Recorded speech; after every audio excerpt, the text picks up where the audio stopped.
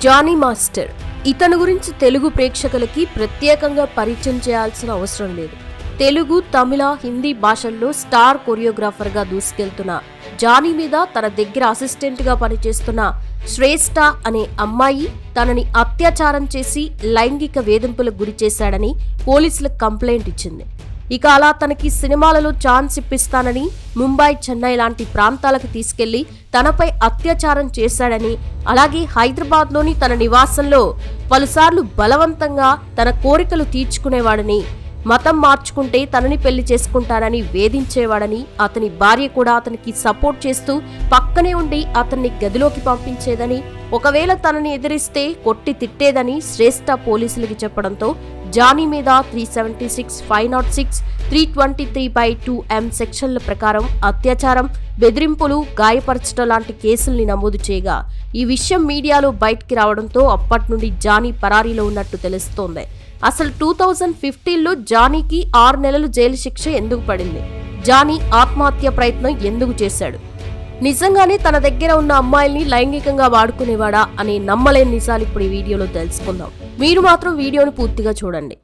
Sheikh Johnny బాషా alias Johnny master.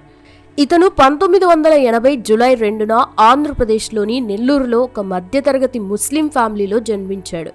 తండ్రి షేక్ ఉమాయిన్ బాషా, తల్లి BB John. ఇతనికి ఒక అక్క, అన్న కూడా ఉన్నారు. ఇక జానీ తండ్రి ట్రాన్స్పోర్ట్ బిజినెస్ చేస్తూ 3 లారీలని మెయింటైన్ చేస్తూ వాటి ద్వారా వచ్చే డబ్బులతో కుటుంబాన్ని పోషిస్తే తల్లి హౌస్ వైఫ్గా ఉండేది. ఇక అలా జానీ తన స్కూలింగ్ను నెల్లూరులోని ప్రాథమిక పాఠశాలలో చదివాడు. చదువులో అంతంత మాత్రమే ఉన్న జానీ తన 3వ తరగతి చదువులకి ఫుల్ స్టాప్ పెట్టేశాడు. ఇక అదే సమయంలో తన తండ్రి మెయింటైన్ చేస్తున్న 3 లారీలకి 2 సంవత్సరాల వ్యవధిలోనే యాక్సిడెంట్ అవడంతో ఆర్థికంగా చాలా నష్టం వచ్చి కుటుంబ పోషణకి చాలా కష్టమయ్యేది. దీంతో జానీ ఒక మెకానిక్ షాప్లో అసిస్టెంట్ పనిలో జాయిన్ అయ్యి కుటుంబానికి తన వంతు సహాయం చేసేవాడు.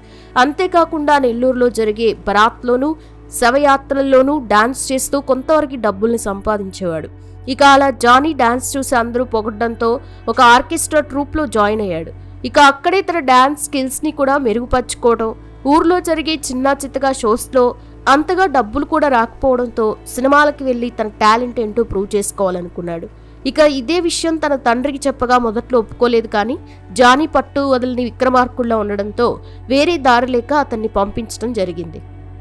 అలా హైదరాబాద్కి వెళ్ళిన జానీ ఒక రూమ్ని రెంట్కి తీసుకొని తను యాక్టర్ అవ్వాలని ప్రతి ఒక్క సినిమా ఆఫీస్కి ఛాన్సుల కోసం తిరగడం మొదలుపెట్టాడు.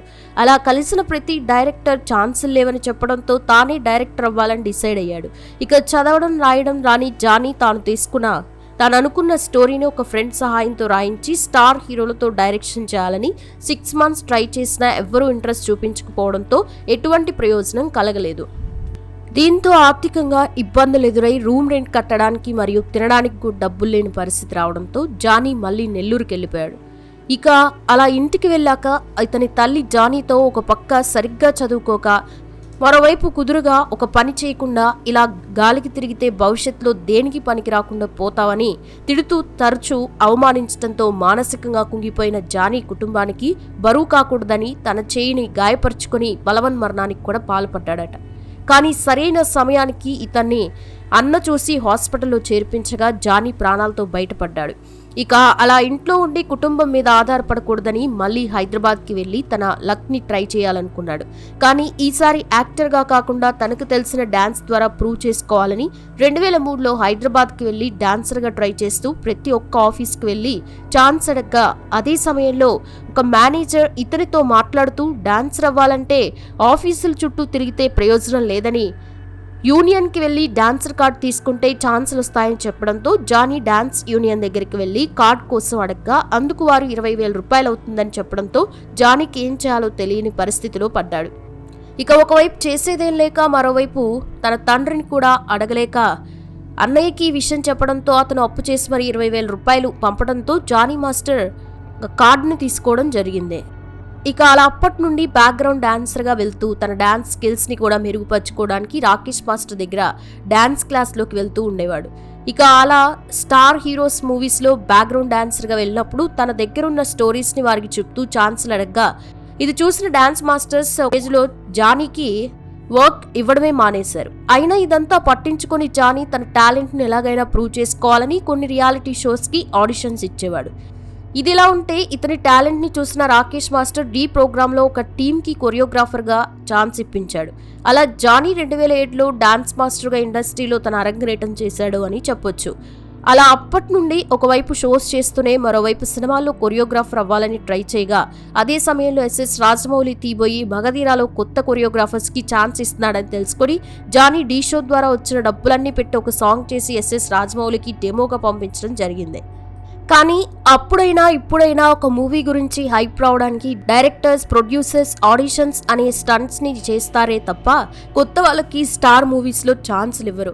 ఇక రాజమౌళి కూడా తన మూవీ గురించి అందరికీ తెలియాలని ఈ పబ్లిసిటీ స్టంట్ చేయగా జానీ లాంటి అప్కమింగ్ డాన్సర్కి ఈ విషయం తెలియక బాగా డబ్బులు ఖర్చు పెట్టి మరీ పంపించినా అందులో ఎవరిని సెలెక్ట్ చేయకుండా అప్పటికే స్టార్ కొరియోగ్రాఫర్గా ఉన్న ప్రేమ్ రక్షిత్ మాస్టర్కి ఛాన్స్ ఇవ్వడం జరిగింది. ఇదిలా ఉంటే జానీ డీ షోలో చేసే సమయంలో తన దగ్గర అసిస్టెంట్గా జాయిన్ అవ్వడానికి సూజీ అనే క్లాసికల్ డాన్సర్ రావడం జరిగింది. ఇక ఈ షో జరిగేటప్పుడే వీరిద్దరికీ మంచి పరిచయం పెరిగి ఆ పరిచయం కాస్త నిదానంగా సన్నిహితంగా మారి ప్రేమలో పడ్డారు. ఇదిలా ఉంటే జానీ తీసిన డెమో వీడియోస్ మరియు డీ షోలో ఇతని టాలెంట్ చూసిన హీరో నితిన్ తను యాక్ట్ చేయబోయి ద్రోణా మూవీలో జానీకి కొరియోగ్రాఫర్గా ఛాన్స్ ఇచ్చాడు. అలా ఆ మూవీలో తాను చేసిన కొరియోగ్రఫీ నచ్చి రెచ్చిపో అనే మూవీలో ఛాన్స్ రావడంతో ఇండస్ట్రీలో జానీకి కొంతవరకు పేరొచ్చిందని చెప్పొచ్చు. దీంతో ఎస్ఎస్ రాజమౌళి తీబోయే మర్యాద రామన్నలో రాయ సలోని అనే సాంగ్కి జానీకి కొరియోగ్రాఫర్గా ఛాన్స్ ఇచ్చాడు. అలా ఆ తర్వాత తన కెరియర్ ఒక ట్రాక్లోకి రావడంతో జానీ మాస్టర్ సూజీని పెళ్లి చేసుకోవాలని ఇరు కుటుంబాలని అడగ్గా వీరిద్దరి మతాలు వేరువేరవ్వడంతో ఇరు కుటుంబాలు ఒప్పుకోలేదు. అయినా కూడా వెనకడుగు వేయని మాస్టర్ సూజీని తన మతానికి కన్వర్ట్ చేసి ఆయేషాగా తన పేరు మార్చి 2010లో ఆమెను పెళ్లి చేసుకోవడం జరిగింది. ఇక ఒకవైపు డీ షో చేస్తూనే మరోవైపు అచ్చా, జులాయి నాయక్, బాద్షా, ఇద్దరమ్మాయిలతో ఎవడు అనే మూవీస్ చేస్తూ కొద్ది రోజుల్లోనే విజయ స్టార్ కొరియోగ్రాఫర్గా ఎదిగాడు. అంతేకాకుండా జానీ మాస్టర్కి రామ్ చరణ్తో ఏర్పడ్డ స్నేహం కారణంగా మెగా కాంపౌండ్లో ఏ మూవీ జరిగినా అందులో జానీకి ఒక సాంగ్ ఇచ్చేంత క్లోజ్ అయ్యాడు. ఇక జానీ మాస్టర్ ఆయేషా అన్యోన్య సంసారానికి గుర్తుగా ఒక అబ్బాయి, ఒక అమ్మాయి కూడా జన్మించారు. ఇదిలా ఉంటే 2015లో సిఎంఆర్ ఇంజనీరింగ్ కాలేజ్లో ఒక ప్రోగ్రాం నిర్వహించగా ఆ ఈవెంట్లో జానీ మాస్టర్ తన టీంతో పాల్గొన్నాడు. ఇక అదే ఈవెంట్లో పాల్గొన్న ఒక లేడీ కొరియోగ్రాఫర్ మరియు తన టీంతో జానీ మాస్టర్కి ఒక పాట విషయంలో గొడవలొచ్చి ఆమెను మరియు ఆమె టీంని రక్తం వచ్చేలా కొట్టి జానీ మాస్టర్ ఆ ప్రోగ్రాం నుండి వెళ్ళిపోయాడు. దీంతో ఆ లేడీ కొరియోగ్రాఫర్ మేడ్చల్ పోలీస్ స్టేషన్లో 2015లో జానీపై కేసు ఫైల్ చేయగా మేడ్చల్ సివిల్ సీనియర్ కోర్టు ఈ కేసుపై విచారణ జరిపి జానీ మాస్టర్తో పాటు మరో 6 నిందితులకి 6 నెలలు జైలు శిక్షతో పాటు 1500 రూపాయల జరిమానా విధిస్తూ తీర్పునిచ్చింది. అలా 15 రోజులు జైల్లో ఉన్న జానీ మాస్టర్ ఆ తర్వాత బెయిల్ మీద బయటకు వచ్చాడు. ఇక ఆ మధ్యలో ఒక చెక్ బౌన్స్ కేసులోనూ అతనిపై కేసు వేయగా ఆ కేసులో ఇప్పటికీ విచారణ జరుగుతూనే ఉంది. ఇది మాత్రమే కాకుండా తన కింద అసిస్టెంట్గా ఉన్న వారికి సంవత్సరాలు గడిచిన కొరియోగ్రాఫర్లుగా రికమెండ్ చేయకుండా తన దగ్గరే అసిస్టెంట్గా పెట్టుకుంటున్నాడని సతీష్ అనే కొరియోగ్రాఫర్ మీడియా ముందు వాపోయినా ఇండస్ట్రీలో జానీకున్న పలుకుబడితో ఈ విషయాన్ని పెద్దగా హైలైట్ అవ్వనివ్వలేదు. ఇక అలా అప్పటి నుండి జానీ మాస్టర్ తెలుగు, తమిళ్, హిందీ, కన్నడ అని 150 మూవీస్కి పైగా కొరియోగ్రాఫర్గా చేస్తూ బిజీగా ఉన్న సమయంలో శ్రేష్ఠ అనే అమ్మాయిని జానీ మాస్టర్ తన అసిస్టెంట్గా పెట్టుకొని తనకి సినిమాల్లో సోలో కొరియోగ్రాఫర్గా ఛాన్స్ ఇస్తానని చెప్పి బాంబే, చెన్నై, బెంగళూరు అని తాను అవుట్డోర్ షూట్కి ఎక్కడికెళ్ళా తీసుకెళ్లి పలుమార్లు తనపై అత్యాచారం చేశాడని, ఒకవేళ తనని ఎదిరిస్తే సినిమాల్లో లైఫ్ లేకుండా చేస్తానని బెదిరించేవాడని, హైదరాబాద్లో కూడా తన ఇంటికి వచ్చి ఇష్టం వచ్చినట్లు తనతో ప్రవర్తించేవాడని, ఈ విషయం అతని భార్యకి చెబితే ఆమె స్వయంగా తనని కొట్టి జానీ రూమ్లోకి పంపించేదని, ఒకవేళ ఈ విషయం బయట పెడితే చంపేస్తామని కూడా బెదిరించేవారని శ్రేష్ఠ పోలీసులకు కంప్లైంట్ ఇవ్వడం జరిగింది. మీరు అడగచ్చు, ఒక డాన్స్ మాస్టర్ దగ్గర అసిస్టెంట్గా వచ్చే అమ్మాయిని ఇంత దారుణంగా లైంగికంగా దౌర్జన్యానికి గురి చేస్తారా అని. నిజానికి సినిమా ఫీల్డ్లో 24 క్రాఫ్ట్స్ ఉంటాయి. ఏ క్రాఫ్ట్స్లో అమ్మాయి పని చేసినా తాను ఎక్కడో ఒక దగ్గర లైంగిక దౌర్జన్యానికి గురి కావాల్సిందే. ఇక అలా హీరోయిన్ అవ్వాలంటే హీరో, డైరెక్టర్స్, ప్రొడ్యూసర్స్ అని, సపోర్టింగ్ ఆర్టిస్ట్ అవ్వాలంటే cameraman, manager, co producer, executive producer అని, జూనియర్ ఆర్టిస్టులు అవ్వాలంటే కాస్టింగ్ డైరెక్టర్స్, ఆర్టిస్ట్ కో ఆర్డినేటర్స్ అని ఇలా దౌర్జన్యాలను ఫేస్ చేయాల్సి వస్తుంది.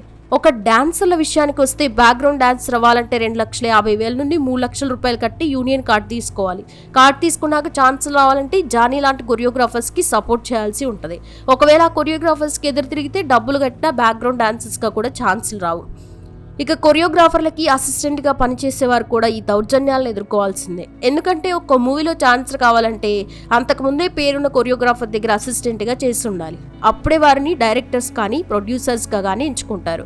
ఇక 2019లో ఉత్తరప్రదేశ్ నుంచి హైదరాబాద్ కి వచ్చిన శ్రేష్ఠ డాన్స్ మీద ఉన్న మక్కువతో డాన్సర్ గా కార్డుని తీసుకొని ఛాన్స్ కోసం ట్రై చేసేటప్పుడు ఒక టీవీ షోలో ఈమెకి బ్యాక్గ్రౌండ్ డాన్సర్ గా చేసి ఛాన్స్ వచ్చింది.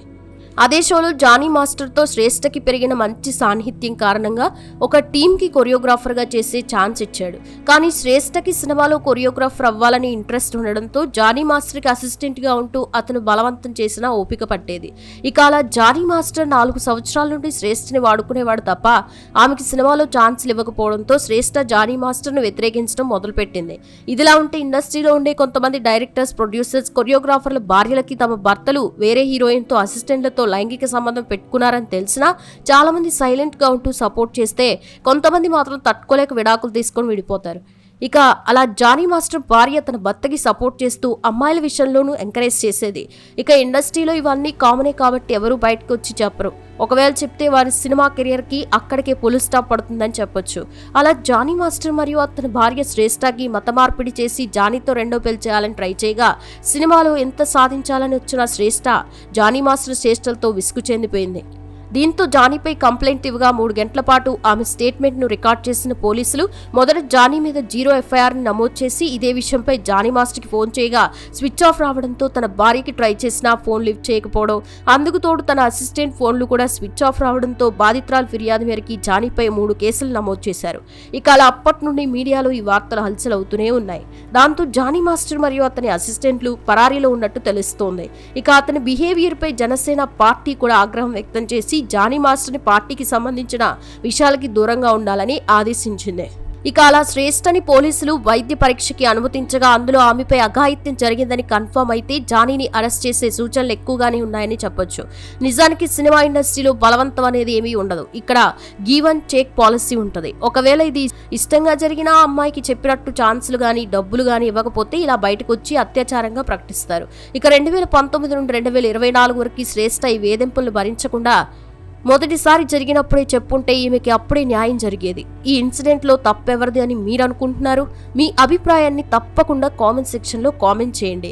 ఇది ఫ్రెండ్స్ జానీ మాస్టర్ ఇన్సిడెంట్లో కొన్ని నమ్మలేని నిజాలైతే.